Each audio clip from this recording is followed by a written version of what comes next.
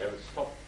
And second is that we have, if we don't do that, it's going to recoil in Azad Kashmir and Pakistan. So we might be forced tomorrow to allow our own youngsters who are mostly trained already to go and join in with them and do whatever they like. You know, you say your own youngsters who are mostly trained already. Yes. Where would they have been trained? You see, as I tell you, most of them, because they have these, the training doesn't mean the regular military training. No, it doesn't mean that, you see. It means in colleges and schools and in other civil life, civil defense, and other places to people. And we've been constantly under threat of war, attack from India. And therefore we've been trying to look after our defenses, particularly along the ceasefire line. And secondly, some of the areas are born militants, like Afghanis. They don't have to be trained, Afghani doesn't need to be trained at all. All he needs is a weapon. So like that, we have in Azad Kashmir militant areas where the training, even 1 day's training is enough to make a very good militant. How much of your population would be like that, similar to that Afghan I think not less than 50% of the population is like that. Not less than that. Where they don't really need training, just give them a gun. Yeah, give them a gun and they are already trained. I mean, they are here. They do seem to be disillusioned. Some of the ones I was talking to today, these young lads that are yes, they're disillusioned, very badly disillusioned. And this is, as I said, this has posed another problem to us. Mm-hmm. They came with some expectations, either expecting that Pakistan was going to open its arms and say... You see, the statements made, the emotional outburst of statements made by the Prime Minister herself, and your blood is our blood and our blood is your blood and so on and so forth and all that, this has electrified the situation there, and the people thought perhaps the government of Pakistan was actually doing something for them. Mm-hmm. And yet, on this side, Kashmiris were saying that the government has to be vocal, that the government has to bring international pressure, the government has to keep speaking against the oppression. But it seems to have worked, to have backfired. Yes, now. It has backfired, yes.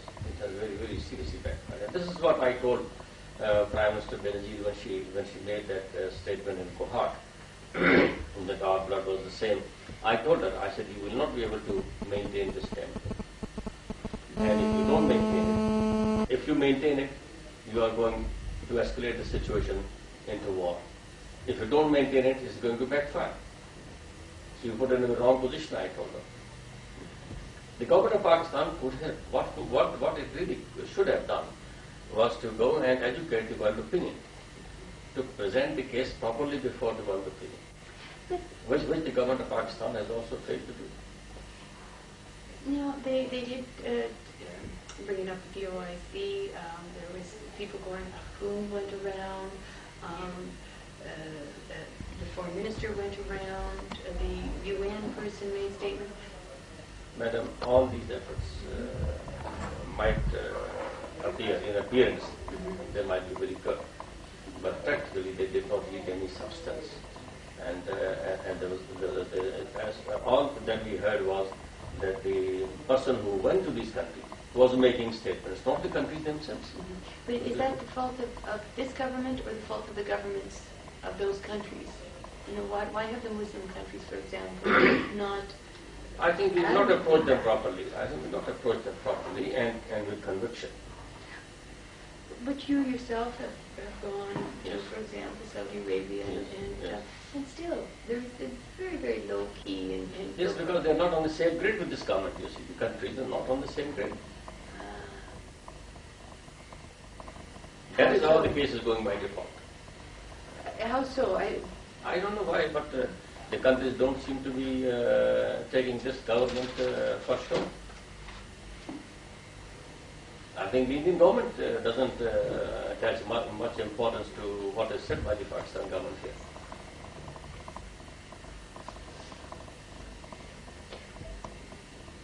But it had to be, for example, you said the people going to Muslim countries, but the people who should have been sent by this government to Muslim countries have not been sent as yet. But sending a diplomat is not enough. It's not the governments alone who really hold the responsibility, but it is the opinion and the opinion makers who have got to be contacted.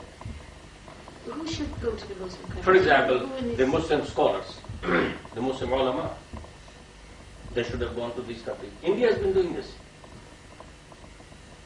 From the very beginning, they sent the chaplain of Delhi Mosque to Iran. But not one known scholar has been sent by this government so far to the Muslim countries. So how can one believe that diplomatic efforts at that bureaucratic level would succeed? It has to be a political, all-dimension level of approach. And the same everywhere. For example, that one gentleman, that tiny, thin, lean gentleman, Sikh leader in the United States, I met him twice or thrice there. I mean, he's created a stir in Congress and Senate and everywhere. and really, the people are scared of him to see him wherever he's coming. But this has not been done by the government of Pakistan, which has a cause. But, it's quite well known what is happening in Kashmir. I see the stories that are published elsewhere, and it's very, very visible what is happening in Kashmir. Regardless of what this government is doing, is there not some disappointment or as to why the Muslim countries aren't reacting? Never mind even if Pakistan said nothing. Just the attention that is being given to the Kashmir issue, and always the mentions there of Muslims, Hindus. Not that it's a religious war or anything, but it's clear that is India's only Muslim-dominated state, and yet still these countries. Well, this is a very unfortunate aspect, as I told you. The explanation which I have for this is that we here have defaulted, as a matter of fact, we've not been able to project the case properly. And you don't lay any blame on their doorstep for not. Well, they're also to be blamed. Yes, they're also to be blamed. No doubt. I mean, even the freedom-loving people is the same. It's a movement of freedom. It's a movement of right of self-determination. It should have been supported like it is supported in Europe and elsewhere. But unfortunately, it is not.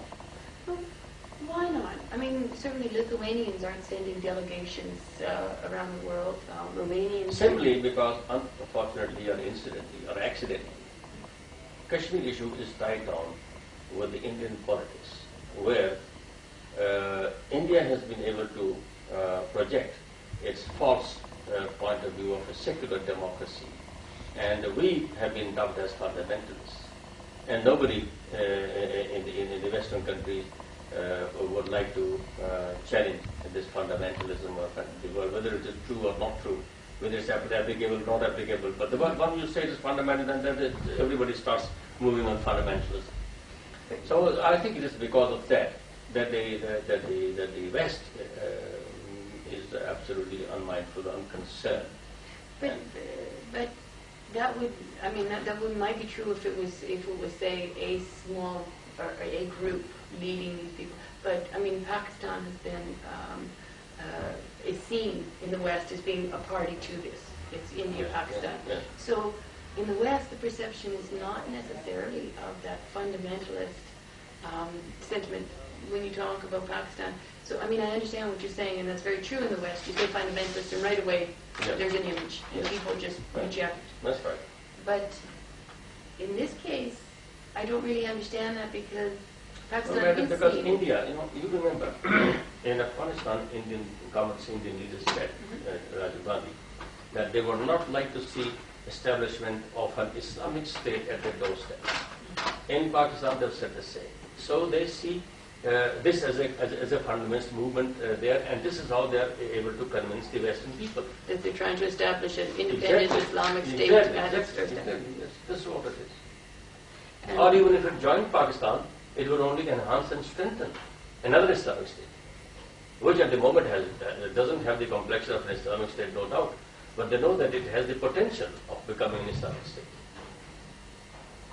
And an Islamic state they can call fundamentalists, they can call terrorists, they can call secessionists, they can call anything that they like.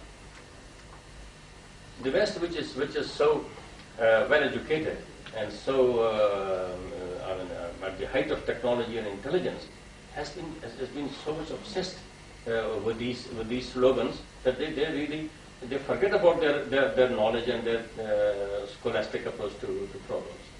Yes, the sloganeering of fundamentalist Islamic terrorism, secession. Kashmir movement has never been a movement of secession. Not everywhere in the West and everywhere, India has been able to convince the people it's a movement of secession, which it is not. The Jammu and Kashmir Liberation Front, they call it a secessionist movement. No, they don't. say that they want independence. They don't want No, independence. wanting secession means it must have been a part of some other country. Only then it will become a movement of secession. It has never been a part of India, so it's not a movement of secession.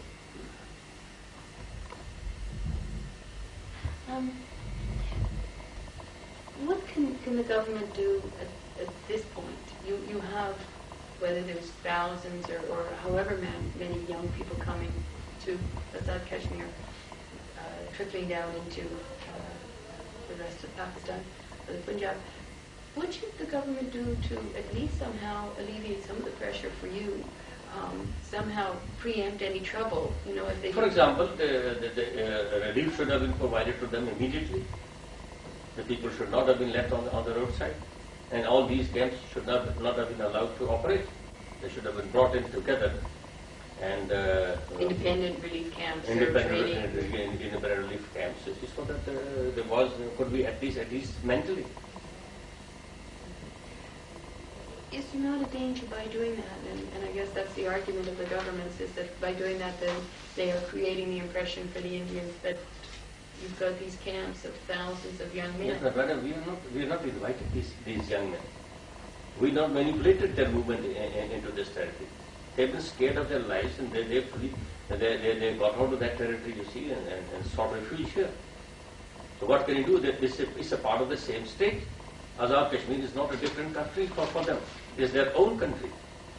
And according to the United Nations, they are permitted to move on both sides of the ceasefire line. So why should the government of Pakistan be shy of this step? Either the government of Pakistan had accepted the Indian position that it was a part of India, then of course the argument would be different. But it has never been accepted as a part of India. And the United Nations has not accepted this. So why should the government of Pakistan be shy of it? But they didn't initially set up the relief camps. You're saying now if they set up these relief camps and take everybody under one government umbrella. I'll give relief to Azad Kashmir. Azad Kashmir government can look after them. The government of Pakistan may not necessarily do it directly. I thought that one of your MPAs or your people, Mr. Haider, was approaching the government to provide relief for the refugees. I read it myself, you see, but they have not provided anything as yet. Absolutely nothing? Nothing as yet. I hear that they're going to do it today, tomorrow, and nothing has been done so far. No, but these young lads and the ones I talked to today, they're not just looking for maintenance, they're not just looking for food. They've come... True, but basically can they live without food and maintenance? It's a question of sustaining their life first, you see. Then comes other things. We are basically concerned in maintaining their life and looking after them.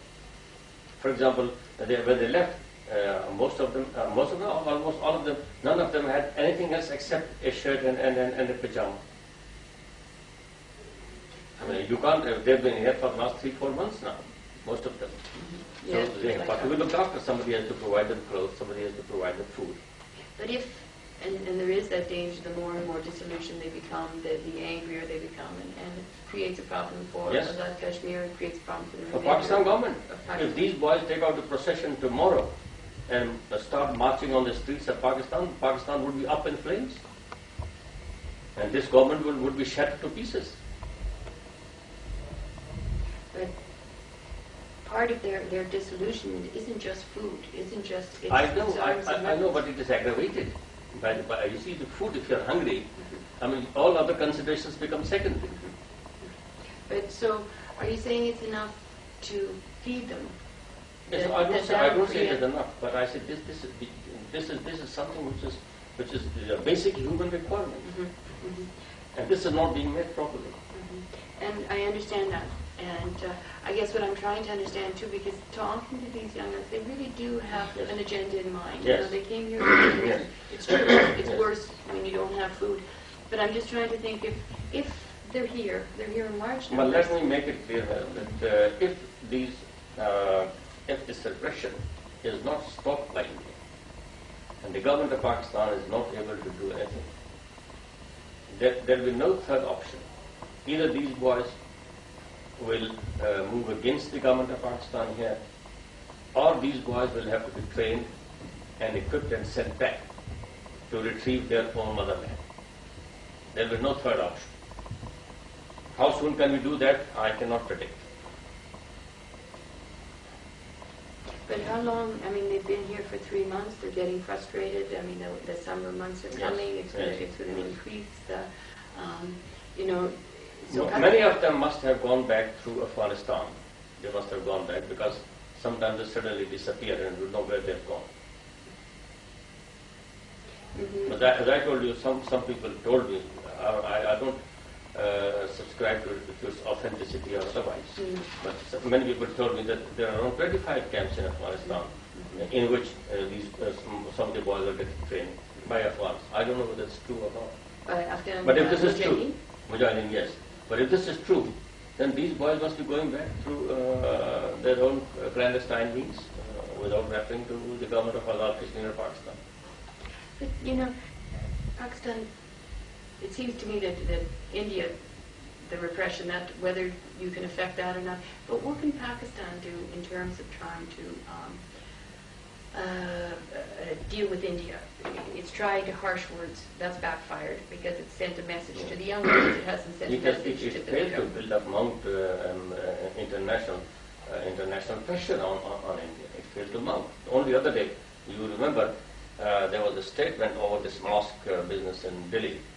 There was a statement by the Iranian president and King Fahd, joint statement by both of them, that if India did not stop that, they were going to give economic sanctions against India. Now this is one of the biggest weapons, much more effective than an atom bomb, which can be used by these countries. And if Pakistan government, and just the other day, there was a statement by the Secretary General of Rabta al-Islami saying the same thing, that we will recommend economic sanctions against India, and economic sanctions against India by Arab countries means hell of a lot. 53% of Indian export is consumed by the Arab countries. So Pakistan government should have done much more. Unless they bring in pressure like this, India is not going to stop its repression. And if India is not going to stop its repression, it is going to retaliate. Why is Pakistan not mounting this, or where have they failed? You know, what in the choice of people that they've sent, or I don't know whether it is a failure in conviction, whether it's failure in skill, whether it's failure in knowledge. I don't know whether there's a failure. Only the historians, you people, the journalists will be able to locate where the failure lies. Is there any fear? I think even in conviction, people lack conviction about Kashmir. And yet, that seems to be an attempt to show that conviction. Seems to be what instigated the exodus of these young lads, is an attempt by the Prime Minister to show this conviction by strong words. No, convictions, whenever there is a conviction, it has to be supported by actions. Conviction and support of action go together.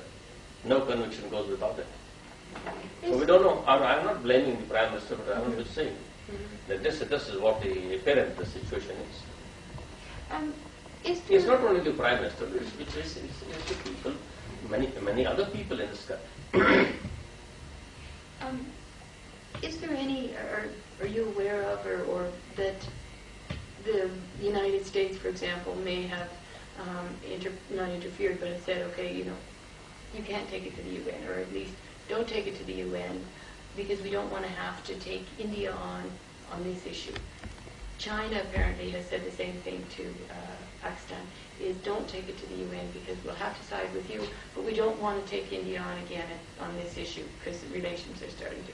Those are two of the major powers in the Security Council. That is why I said conviction. See, where these calculations fail, the conviction comes in. The Iranians took on everybody, and nobody could do a fig about it. You see, it's a question of if we have a right cause, if we have a genuine cause, then why bother about what China will do? Let them be exposed to the world. That it's all hooks and no real sympathy for the cause of liberation and freedom in the world. Let them be exposed. After all, they're going to suffer. If we are going to suffer this way, let us suffer that. If our suffering was going to be alleviated by their keeping that way, then it was all right, understood. But it is not that. I think the government of Pakistan, the sooner they expose them, it is better for them. Because then nobody will have any grievance against them. You mean sooner expose Expose Americans, expose Chinese, expose anybody who is opposed to the right of self-determination and freedom in the world.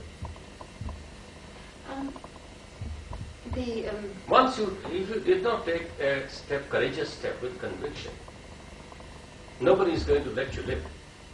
This is what has happened everywhere in the world.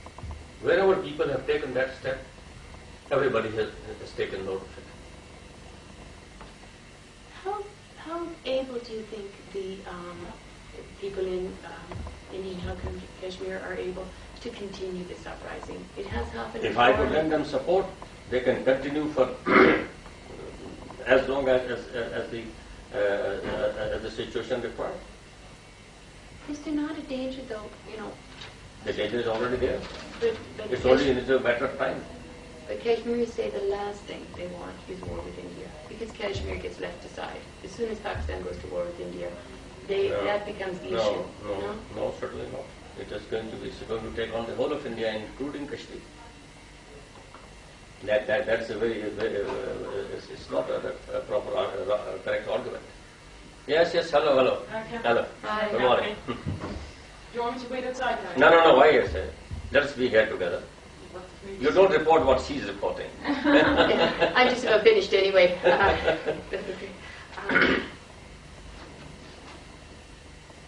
When you say that they're going to take on the whole of India, what do you mean by that? I mean, if it is a question of war, then every inch of the territory is going to be taken on, not leaving Kashmir aside. But Kashmir perhaps will be the hottest ground for that. So there's not that fear then that if India and Pakistan go to war, that Kashmir... No, Kashmir is not going to be left alone, no. Kashmiris themselves are at war. How can they be left alone? Just that last, back to what we were saying about the third option, or there will be no third option. How much longer can the situation continue the way it is before you have to... I don't think it can go on for much longer. I mean, at any time, anything might happen. Have you made that argument to the government? That I've at some point you're going to be forced I've spoken to them at length, to all the people concerned.